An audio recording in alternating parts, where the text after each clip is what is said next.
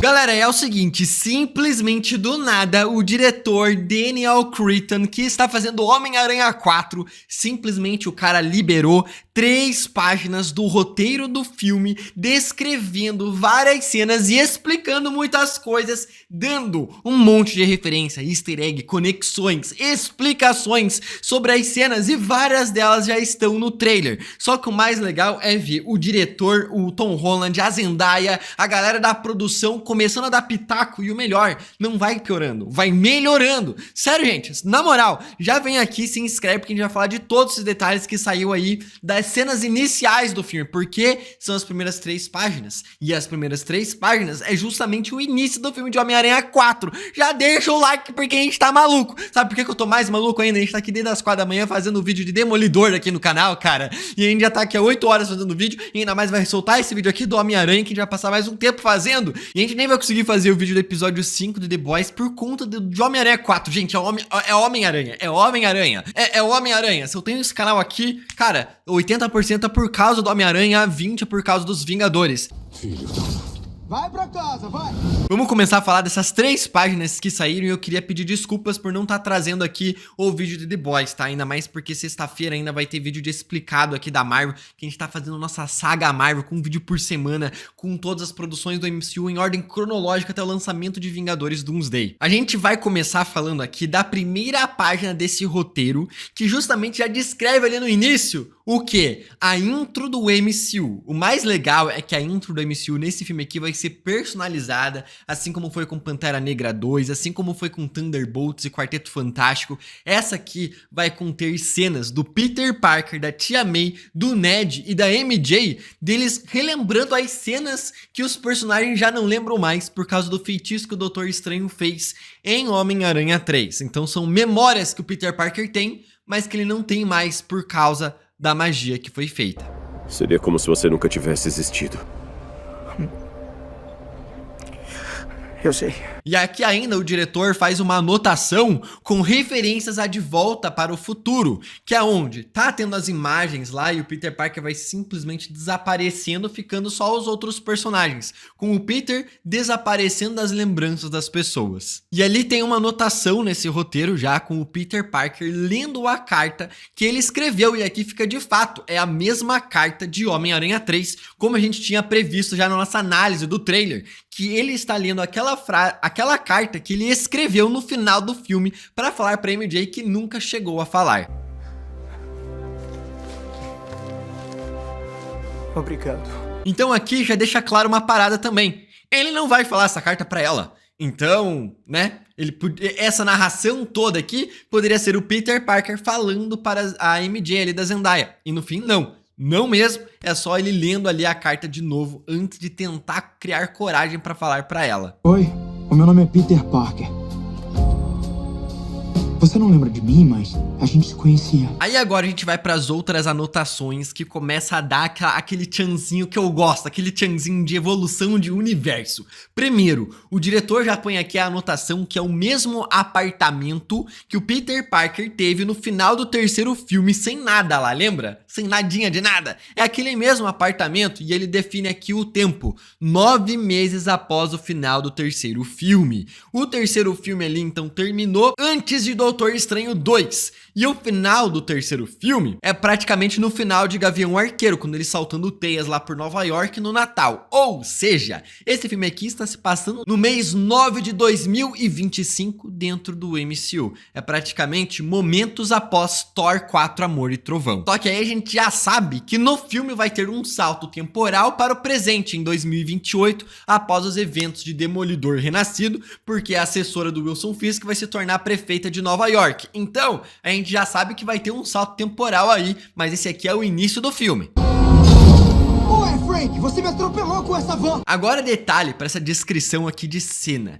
Peter Parker está recarregando seus lançadores de teia que ele mesmo criou. O que a gente tem uma descrição ali, uma anotação do diretor é totalmente tecnologia do Peter Parker, sem nada de tecnologia do Tony Stark, sem nada de dinheiro, sem nada de nada. É pobreza total desse garoto aqui, com a qual ele vai ter que criar tudo sozinho. Por isso que esse lançador é gigante, prateado, enorme, porque foi ele quem fez. E é legal a anotação que tudo tem que ser parecido como se fosse feito pelo próprio Peter Parker. Lembrando que, lá no terceiro filme do Homem-Aranha, Controle de Danos confiscou todas as tecnologias do Tony Stark e tudo mais, e ela está envolvida nesse quarto filme aqui também, então mostra que se o Peter utilizasse ali a tecnologia do Tony Stark, eles iriam saber pela inteligência artificial e por ter acesso ali qual é a verdadeira identidade do Peter Parker. Detalhe aqui para a tecnologia da máscara que mexe os olhos, que dá para ver rapidinho no trailer que ela está funcionando com os olhos mexendo ali mesmo com a máscara sendo usada,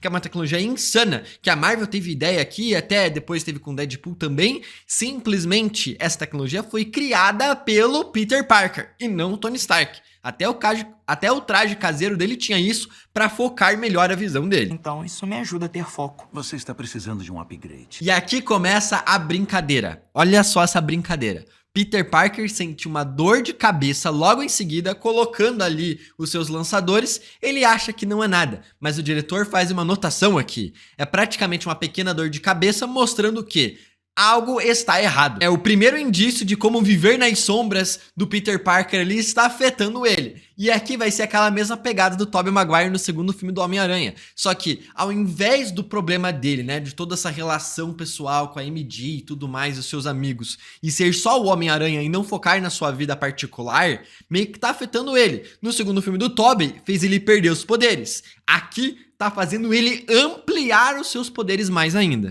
Se o DNA está sofrendo mutação, pode ser muito perigoso. E aqui ele pede para a inteligência artificial dar um check-up ali no sistema de mira dele, mostrando que ele está pedindo a utilização ali de uma inteligência artificial para mirar nos seus alvos e tudo mais. Detalhe, muito provavelmente por causa da mutação acontecendo já nele, porque a mutação está ampliando os sentidos mais ainda, ampliando a visão, e ela está atrapalhando e não está funcionando de acordo com a amplificação da visão que ele está tendo agora gerado pela mutação. O que tá acontecendo comigo?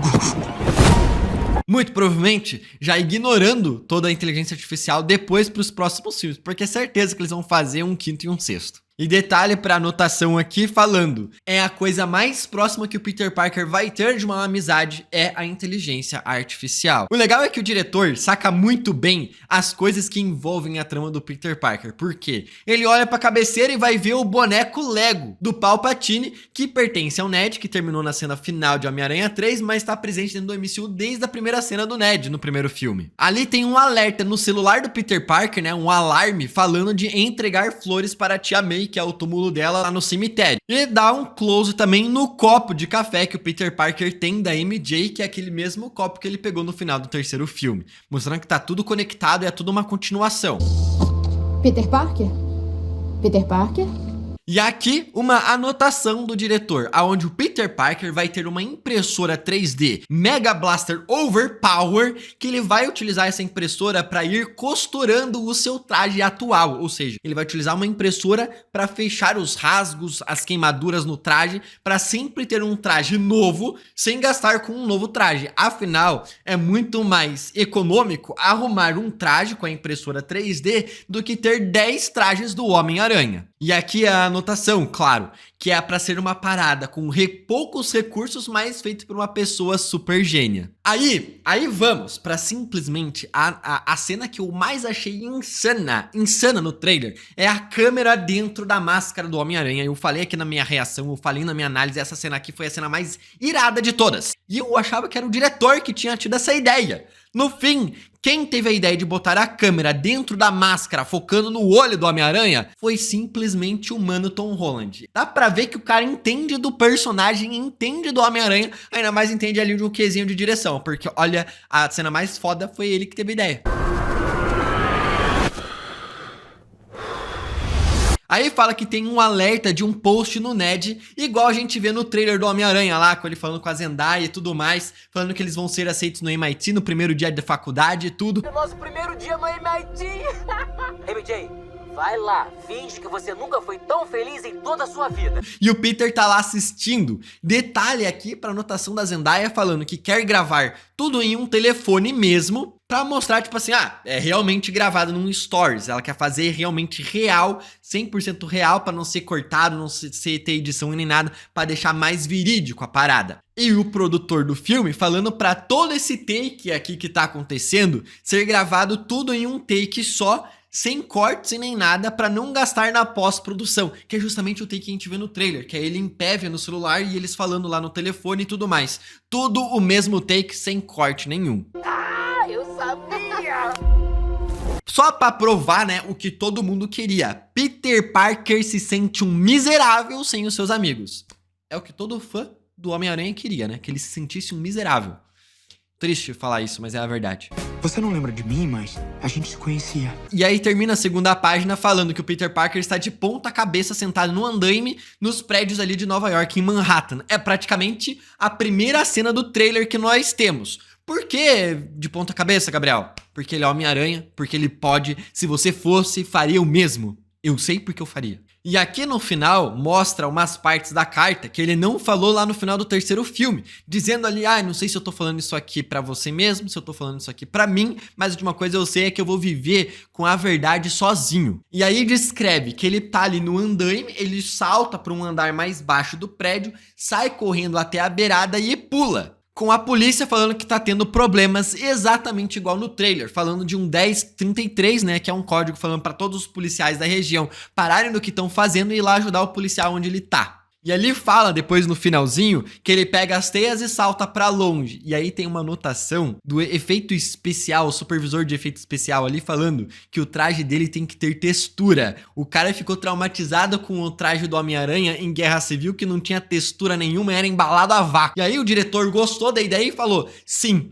vamos pegar o encontro que o Peter teve com o Tobey e o Andrew no final do terceiro filme e se inspirar nos trajes dos dois personagens. Ter a textura do Tobey e ter aquela malemolência, aquela folguinha que tem no traje do Andrew Garfield e pegou as duas referências dos Homens-Aranhas e colocou nele, cara. Mano, e aí termina simplesmente falando, e aí então cortamos para a nossa montagem. Que montagem é essa? Eu fico imaginando que é a montagem de replicar as capas dos quadrinhos da Marvel do Homem-Aranha, que a gente viu no trailer, cada capa ali representada num take, mostrando o quê? Com as sequências do que o Homem-Aranha fez e com quais vilões ele foi prendendo ao longo dos 3 anos de 2025 a 2028 e já chegando ali no presente agora no MCU, sacou? Então vai ter aquela montagem que muitas delas estão no trailer já, então é praticamente por isso que o cara liberou. Renascimento. Porque eles pegaram praticamente o início do filme e colocou no trailer, então não tem problema divulgar, e aí faz todo mundo maluco na internet, aqui igual eu, né, começar a ficar comentando sobre isso aqui, querendo saber mais detalhes, achando legal e tudo mais, porque esse filme aqui vai ser o melhor filme do ano. Tem Vingadores Doomsday, mas eu ainda acho que o Homem-Aranha 4 pode ser o melhor filme do ano, provavelmente. Por quê? Porque é o Homem-Aranha, porque eu sou fã do Homem-Aranha. É surto ou não é? É surto ou não é? Tô empolgadaço. Se inscreve aí no canal, vê a nossa saga Marvel, vê o nosso vídeo de Demolidor, que tá insano também. Até o próximo vídeo e... tchica, tchica.